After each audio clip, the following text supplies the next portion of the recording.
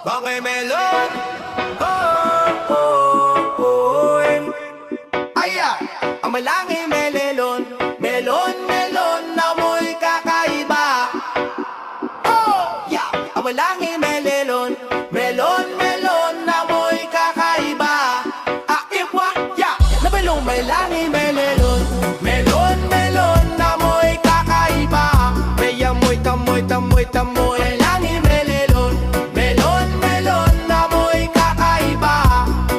Aya, oh, may lakadang barkada, lahat formado. Init sa labas, tirik ang araw, grabe na talaga to. Paglabas ni Mare kami natulala. May something sa hangin, di maipaliwanag talaga. Tamang lakad, tamang trip, enjoy lang sa panahon. Pawis na, pero go lang kahit ganon. Pagpasok sa mall, wawang sarap ng lamig. Parang biglang gumaan lahat ng aming pakiramdam. Bigla rin mirit, diretso sa elevator. Siksikan kaming lahat. Pagsara ng pinto, biglang may bumakat. Tahimik ang paligid, walang gustong umamin, pero ramdam ng ilong may nagbago sa hangin ni Melon.